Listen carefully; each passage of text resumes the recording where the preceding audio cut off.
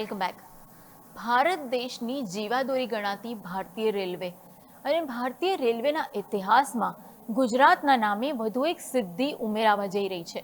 દેશની પહેલી એલએનજી એટલે કે લિક્વિફાઈડ નેચરલ ગેસ અને સાથે જ ડીઝલ આધારિત એક ડ્યુઅલ ફ્યુઅલ ડેમો ટ્રેન એ અમદાવાદના સાબરમતી રેલવે સ્ટેશન પરથી દોડવાની છે. સવાલ એ છે કે એલએનજી ટ્રેનની જરૂર ભારતને કેમ પડી, એમાં રેલવેના કેટલા રૂપિયા બચશે અને શું આવનારા સમયમાં ટ્રેન ડીઝલ, વીજળી અને હાઇડ્રોજન ઉપરાંત એલએનજીથી પણ દોડતી થઈ જશે? ચાલો સમજીએ. સૌથી પહેલા ભારતીય રેલવેનું આખું ચિત્ર આપણે સમજી લઈએ. આજે ભારતીય રેલવેમાં જે સૌથી મોટું ફોકસ છે એ ઇલેક્ટ્રિક ટ્રેક્શન પર છે. માર્ચ 2026 સુધી બ્રોડગેજ રેલવે નેટવર્કના લગભગ 99.6% હિસ્સાનું વીજળીકરણ એટલે કે ઇલેક્ટ્રિફિકેશન થઈ ગયું છે. એટલે મોટા ભાગની જે ટ્રેનો છે અત્યારે એ હવે ઇલેક્ટ્રિક એન્જિનથી દોડે છે. બીજી તરફ જ્યાં હજુ ઇલેક્ટ્રિફિકેશન એટલે કે વીજળીકરણ નથી થયું ત્યાં ડીઝલ એન્જિન અને ડેમો જેવી ટ્રેનો છે એ કામ કરે છે અને કાર્યરત રાખવામાં આવી છે.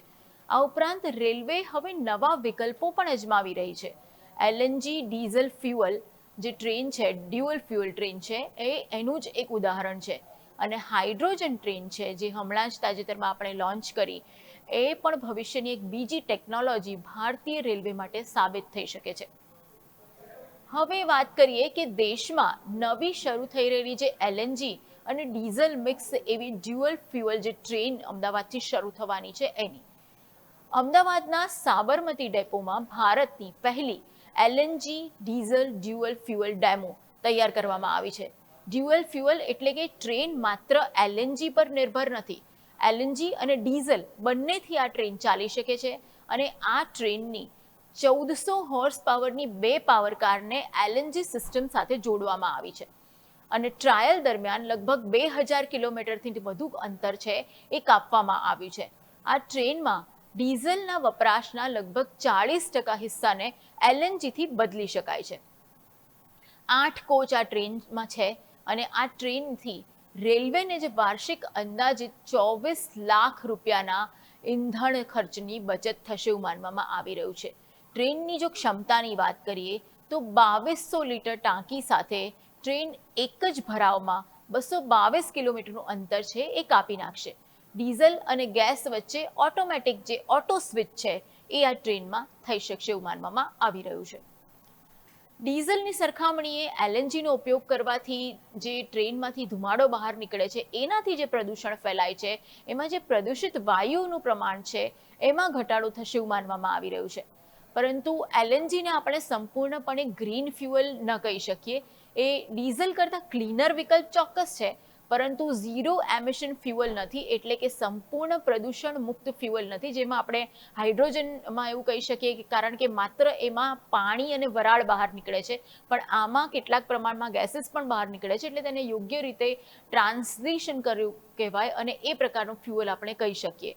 અહીં સવાલ એ પણ થાય છે કે જો ઇલેક્ટ્રિક ટ્રેન સસ્તી છે તો પછી આપણે એલએનજી ટ્રેનની જરૂર શું છે? કારણ કે દરેક રેલવે રૂટ જે છે એનું વીજળીકરણ કરવું સમય અને પૈસો બંને માંગી લે છે. અને સાથે સાથે ખાસ કરીને એવા રૂટ્સ કે જ્યાં ટ્રાફિક ઓછો મળે છે અથવા તો સંપૂર્ણ ઇલેક્ટ્રિફિકેશન માટેનું રોકાણ તરત યોગ્ય ન લાગતું હોય, તો આવા રૂટ પર હાલ ડીઝલ ડેમો ચલાવવી પડે છે. એટલે એલએનજી અહીં ડીઝલ અને સંપૂર્ણ ઇલેક્ટ્રિફિકેશન એ બંનેના વચ્ચેના એક વિકલ્પ તરીકે આપણે એને યુઝ કરી શકીએ છીએ અને એના માટે આ ટ્રેનનું ટ્રાયલ કરવામાં આવ્યું છે. હવે સવાલ એ છે કે આ ટ્રેન ગુજરાતમાંથી જ કેમ શરૂ કરવામાં આવી રહી છે? કેમ કે ગુજરાતમાં દહેજ અને હજીરા જેવા એલએનજી ટર્મિનલ્સ છે, ગેસ પાઇપલાઇન અને મોટું ઔદ્યોગિક ગેસ નેટવર્ક પણ ગુજરાતમાં છે. એટલે એલએનજીનો જે સપ્લાય છે એ અને ઇન્ફ્રાસ્ટ્રક્ચર એ બંનેની દ્રષ્ટિએ ગુજરાત પાસે પહેલેથી જ એક મજબૂત આધાર છે. અને હવે અમદાવાદમાં દેશની પહેલી એલએનજી ડીઝલ ડ્યુઅલ ફ્યુઅલ ડેમોનું ટ્રાયલ થઈ રહ્યું છે. જો આ મોડેલ સફળ થાય તો ગુજરાતમાં એલએનજી આધારિત રેલવે ટેકનોલોજીના વધુ પ્રયોગો માટે અનુકૂળ વાતાવરણ બની શકે છે. હાલની યોજના મુજબ વધુ 8 થી 10 ડેમોને એલએનજી ટેકનોલોજીમાં કન્વર્ટ કરવાની દિશામાં કામ થઈ શકે છે. એટલે અમદાવાદની આ એક ટ્રેન ભારતીય રેલવેને એક નવો વિકલ્પ આપે છે. કારણ કે રેલવે માટે હવે સ્પીડની સાથે સાથે ફ્યુઅલનો ખર્ચ અને કાર્બન ફૂટપ્રિન્ટ ઘટાડવી એ પણ એટલું જ મહત્વનું બની ગયું છે.